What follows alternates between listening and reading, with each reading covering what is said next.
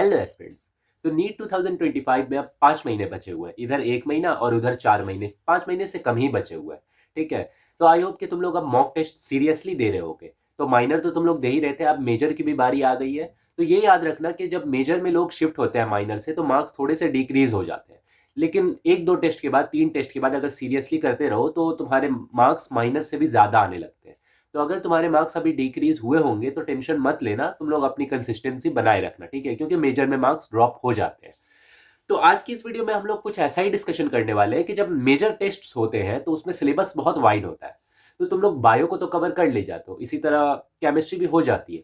लेकिन जो फिजिक्स के 10-12 चैप्टर्स आ रहे होते हैं, 15 चैप्टर्स आ रहे होते हैं, तो रिवीजन फिजिक्स को कैसे करना है वो नहीं समझ आता है। क्योंकि अगर तुम वन शॉट देखने ले जाओगे तो बाकी सब्जेक्ट का तो कुछ टाइम बचेगा ही नहीं। क्वेश्चंस करने लग जाओगे फिर पूरा दिन चला जाएगा। और इसी तरह अगर तुम शॉर्ट नोट से देखोगे तो फिर तुम्हें पता नहीं चलेगा कि क्या करना है क्या नहीं करना है, ठीक है। तो मतलब हर मेथड में फिजिक्स में कुछ ना कुछ प्रॉब्लम आती है। तो मैं इस वीडियो में यही थोड़ा क्लियर करना चाहूंगा कि अगर तुम फिजिक्स के लिए मेजर मॉक टेस्ट देने जा रहे हो तो फिजिक्स के लिए कैसे रिवीजन स्ट्रेटजी रखनी है, फिजिक्स को कैसे तैयार करना है, ठीक है। तो सबसे पहले मैं बोलूंगा कि वीडियो तो यही है, फिजिक्स रिवीजन स्ट्रेटजी। सबसे पहले बोलूंगा कि ये जो फिजिक्स की बात है ना, ये तुम्हारे प्रेजेंट लेवल पर डिपेंड करता है। प्रेजेंट लेवल का मतलब ये है कि जैसे कि तुमने कोई चैप्टर पढ़ा हुआ है, ठीक है। तो अगर तुम्हारे उसके चैप्टर के सारे टॉपिक्स के सारे कॉन्सेप्ट्स क्लियर हैं, तब इसका मतलब समझो कि तुम्हारा आधा काम हो चुका है, ठीक है। आधा काम और तब होगा जब तुमने उस पर 150-200 क्वेश्चंस भी कर लिए होंगे। 150-200 क्वेश्चंस कैसे? जैसे क्लास में तुमने 50 क्वेश्चंस कर लिए थे, टीचर ने करवाए। 50 क्वेश्चन तुमने पीवाईक्यूज में कर लिए थे, 100 क्वेश्चन तुमने मॉड्यूल में। तो 150-200 क्वेश्चंस आराम से हो जाते हैं। अगर इतने तुमने कर लिए हैं तो समझो कि तुम्हारा कॉन्सेप्ट भी क्लियर है, तुम्हारे क्वेश्चंस भी क्लियर है। तो अब उस टॉपिक पर अगर कहीं से भी कोई क्वेश्चन आता है तो तुम्हें लगेगा कि हाँ भाई, मैं ये क्वेश्चन से गुजरे हुआ हूं, मैंने ये क्वेश्चन देख रखा है, मैं ये क्वेश्चन इस जैसा क्वेश्चन कर चुका हूं। तो तुम्हारे लिए आसानी होती है, ठीक है। यही पर्पस होता है मेन, ठीक है।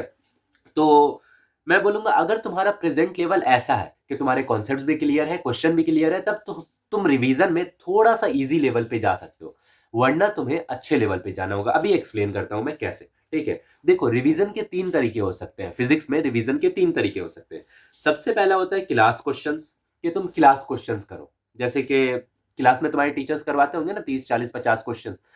तो अगर क्लास क्वेश्चंस तुम्हारे होते हैं तो तुम सबसे पहले उसे प्रायोरिटी दे सकते हो। तो जैसे कि 30-40 क्वेश्चंस होते हैं तो एक बार तुमने उसे क्लास में किया होता है, एक बार क्लास के बाद किया होता है, और एक बार अब करोगे। तो पहली बार में तुम्हें 1 घंटे का टाइम लगा, दूसरी बार में 45 मिनट, अब 30 मिनट में ही तुम्हारे सारे क्वेश्चंस हो जाएंगे, ठीक है।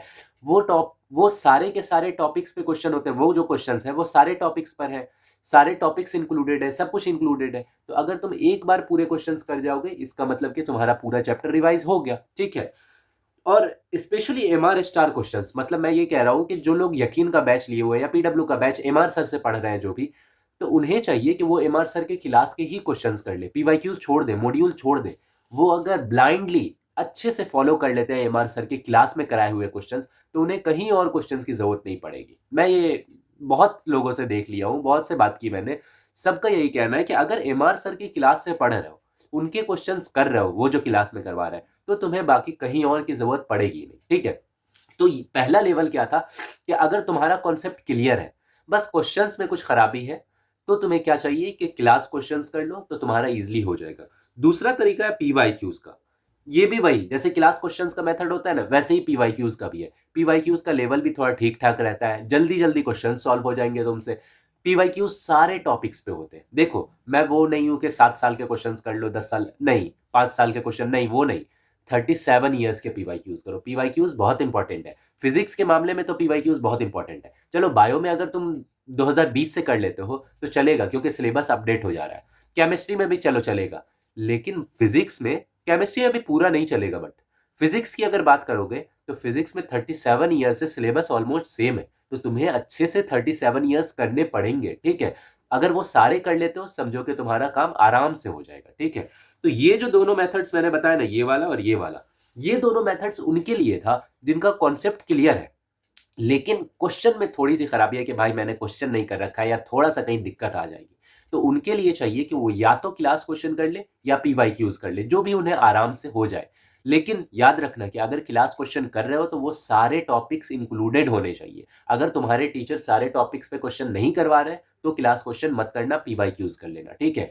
ये दोनों बात क्वेश्चन रिलेटेड। एक बात और बताता हूं, अगर तुम्हारा ये जो है ना कॉन्सेप्ट एंड क्वेश्चंस, तो अगर क्वेश्चन खराब है तब तो मैंने दो बात बता दी। अगर कॉन्सेप्ट ही खराब है तुम्हारा, या तुम वो लेक्चर ही बंक कर चुके थे, मतलब आए ही नहीं थे क्लास में, तुम्हारा क्लास छूट गया था, तो तुम्हें क्या करना है कि वन शॉट देख लो, वन शॉट से उस टॉपिक को कर लो। अगर चैप्टर छूटा है तो वन शॉट या फिर डिटेल्ड लेक्चर, कुछ भी जैसा भी तुम्हें अच्छा लगे वैसा कर लो। लेकिन वो कॉन्सेप्ट तुम्हारे, तुम पढ़ो कहीं ना कहीं, किसी ना किसी टीचर से जरूर पढ़ो उसे, फिर क्वेश्चन करो, फिर टेस्ट में जाओ। समझ आ रही बात? मैं कहना चाह रहा हूं कि तीन चीजें हैं, कॉन्सेप्ट, क्वेश्चन, और इन दोनों के बाद अगर नहीं होता है तो उसको रिकवर करने के लिए एक चीज, तो कॉन्सेप्ट एंड क्वेश्चन जरूर होने ही चाहिए, तभी तुम टेस्ट में इंटर करो। तो कॉन्सेप्ट नहीं है तो जाओ लेक्चर पे जाओ, क्वेश्चन नहीं है तो ये दोनों चीजें हैं, ये दोनों कर लो। लास्ट में एक चीज आती है कि अगर तुम्हारा कॉन्सेप्ट भी क्लियर है, क्वेश्चन भी क्लियर है, जो कि एक सीरियस एस्पिरेंट ऐसा ही होता है, ठीक है, तो तुम्हें क्या चाहिए कि शॉर्ट नोट्स करो। शॉर्ट नोट्स से रिवीजन, शॉर्ट नोट्स में तुम्हारे सारे फॉर्मूलाज लिखे हुए रहेंगे, जो भी इंपॉर्टेंट कॉन्सेप्ट्स है वो लिखे हुए रहेंगे। अब शॉर्ट नोट्स मैं हमेशा प्रेफर करता हूं कि तुम किसी टीचर से बनवाओ। बनवाओ का क्या मतलब है, जैसे पीडब्ल्यू माइंड मैप सीरीज है, यूट्यूब पर प्रेजेंट है, तो उसमें फिजिक्स के शॉर्ट नोट्स हैं जो कि पीडीएफ फॉर्म में तुम्हें ऐप पे मिल जाएंगे, ठीक है। पिछले साल भी ऐसा ही था, मैंने उसी को यूज किया था। तो तुम्हें क्या करना है कि ये जो शॉर्ट नोट्स है फिजिक्स के, उन्हें जाओ और एग्जाम से एक दिन पहले से पढ़ने लगो। 10-15 मिनट में तुम्हारा एक चैप्टर आराम से रिवाइज हो जाएगा। फायदा क्या होगा कि वो टीचर ने बनाया, तुमने तो बनाया नहीं है, कि तुम अपना दिमाग लगाओ। अपना दिमाग लगाओगे तो वो तो हानिकारक होगा, क्योंकि तुम कुछ चीजें छोड़ दोगे, कुछ चीजें बोलोगे कि इंपॉर्टेंट नहीं है, जबकि वो इंपॉर्टेंट होगी, ठीक है। तो तुम्हें क्या करना है, जो टीचर ने करवाया है, जो टीचर ने पीडीएफ दिया है शॉर्ट नोट्स का, पीडब्ल्यू वालों ने, या जो भी तुम यूज करो, मैं तो पीडब्ल्यू माइंड मैप ही सजेस्ट करूंगा। तो अगर माइंड मैप को फॉलो कर रहे हो तो तुम्हें क्या करना है, जितने भी उसमें चीजें हैं शॉर्ट नोट्स में, सारी चीजों को एक बार अपनी नजर से दौड़ा लो एग्जाम से पहले। तो क्या होगा कि तुम्हारा जो भी टेस्ट में क्वेश्चन आएगा सारे के सारे आराम से हो जाएंगे, ठीक है। तो शॉर्ट नोट्स को जरूर प्रेफर करना, और दूसरे के बनाए शॉर्ट, मतलब टीचर एक्सपीरियंस्ड आदमी के बनाए शॉर्ट नोट्स। खुद के बना रहे हो तो अपने रिस्क पे बनाओ, ठीक है, क्योंकि तुम इतने एक्सपीरियंस नहीं हो ना अभी। अगर कोई बंदा तैयारी कर रहा है, उसे उतने अच्छे से नहीं पता होता कि इंपॉर्टेंट क्या आने का, इंपॉर्टेंट क्या नहीं आने का, ठीक है।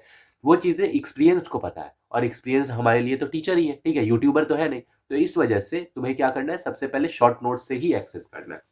तीन चीजें, class question, PYQs and short notes, ये मैंने अच्छे से बता दिया तुम्हें। लास्ट में एक नोटेड चीज बताता हूं, देखो अभी का जो समय चल रहा है ना, दिसंबर, जनवरी, फरवरी, इसमें तुम्हें चाहिए कि शॉर्ट नोट्स मत यूज करो। ये मेरा पर्सनल सजेशन है, शॉर्ट नोट्स मत यूज करो। क्यों? अगर तुम्हें करना ही है तो करो, बट साथ ही साथ कुछ क्वेश्चंस हमेशा मार्क कर लिया करो। जैसे कि तुम मॉड्यूल कर रहे हो, तुम्हें लगा अच्छा ये क्वेश्चन तो बड़ा अच्छा था, ये तो सारे कॉन्सेप्ट्स को ले रहा है, इसको कर लो। या ये ऐसा क्वेश्चन है जो मुझसे नहीं हुआ, चलो इसको मार्क कर लो। ये ऐसा क्वेश्चन है जो कि बहुत तगड़ा है, आने के बहुत ज्यादा चांसेस है, उसे मार्क कर लो। ऐसे ऐसे क्वेश्चन टिक कर लो और एग्जाम से पहले उसे एक बार देख लो, ठीक है। इसका क्या फायदा होगा कि तुम्हारे वीक टॉपिक्स तुम एक बार एग्जाम से पहले कर लोगे, ठीक है। तो कुछ क्वेश्चंस हमेशा मार्क्ड वाले रखा करो अपने रिवीजन टाइम के लिए, वो बहुत इफिशियंट होगा तुम्हारे लिए, ठीक है। और अभी दिसंबर चल रहा है, जनवरी, फरवरी, तो इस वक्त तुम शॉर्ट नोट्स नहीं, सॉरी सॉरी, इस वक्त तुम शॉर्ट नोट्स मत रिवीजन करो, इस वक्त शॉर्ट नोट्स मत यूज करो। अभी के लिए तुम पीवाईक्यूज और क्लास क्वेश्चंस, यही सारी चीजें करो, ठीक है। क्योंकि अभी तुम्हारे पास टाइम है, ठीक है। अभी तुम्हें लग रहा होगा नहीं है, अभी तुम्हारे पास टाइम है, तुम अभी क्वेश्चंस कर सकते हो। फिजिक्स को सबसे ज्यादा टाइम दो, फिर केमिस्ट्री, फिर बायो, ठीक है। तो अभी तुम्हें फिजिक्स को सबसे ज्यादा टाइम दे रहा है, तो क्वेश्चन प्रैक्टिस भी फिजिक्स की सबसे ज्यादा करो, ठीक है। अभी टाइम है, लास्ट में तुम्हें 2 महीने, 1 महीने पहले फिजिक्स को कवर करना चाहोगे, नहीं होगा, तब शॉर्ट नोट्स हेल्प करेंगे। अभी के लिए शॉर्ट नोट्स मत यूज करो, अभी के लिए क्वेश्चन प्रैक्टिस जितनी ज्यादा हो सके, जितनी, मैं एक चैप्टर पे 500 क्वेश्चन कर लिया करता था, ठीक है। एक हफ्ते में 200 क्वेश्चन कर लिया एक चैप्टर पे। तो फिजिक्स तो ऐसा है कि क्वेश्चन करते जाओ करते जाओ, जेई का मिल गया जेई का कर दो, बट जेई को प्रेफर मत करना। जेई का मिल गया जेई का कर दो, नीट का मिला नीट का कर दो, किसी का कोई और डाउट है तुम उसके डाउट को सॉल्व कर दिए, कोई टीचर से पूछ रहा है तुम आंख बैठा लिए और उसके बाद देख के तुम कर लिए। ऐसे मतलब थोड़ा सा क्वेश्चन को एक्सेस करो, ठीक है। बाकी तुम समझ जाओगे धीरे धीरे, ठीक है। ये सारी रिवीजन स्ट्रेटजी थी, उसको अपनाओ थोड़ा सा, तो तुम्हारा फिजिक्स आराम से स्ट्रांग होगा। और ऐसे करोगे तो 180 आराम से आ जाएंगे। मेरे खुद फिजिक्स में 175 है, ठीक है। खैर, तो टाइम बहुत कम है, और टेस्ट दे रहे हो, सीरियसली देना, टेस्ट एनालिसिस करते रहो, मार्क्स को देखो, बट उसको इतना सीरियसली मत लो कि डिमोटिवेट हो जाओ। मार्क्स देख के हमेशा मोटिवेट हो, ठीक है? कम आ रहे हैं तो कम क्यों आ रहा है, उससे मोटिवेट हो। ज़्यादा आ रहे हैं, ज़्यादा आ रहे हैं तो मोटिवेट हो जाओ। ये सारी चीज़ें अपनाओ, सारी चीज़ें आराम से होंगी, ठीक है? बाकी वीडियो में कुछ भी अच्छा लगा हो तो लाइक ज़रूर कर देना, और कोई भी दिक्कत हो, कोई भी प्रॉब्लम हो तो मेरे टेलीग्राम चैनल का लिंक होगा डिस्क्रिप्शन में, उसे ज़रूर जॉइन कर लेना। बाकी वीडियो पे कमेंट कर देना, मैं तो जवाब दे ही दूँगा। Thank you.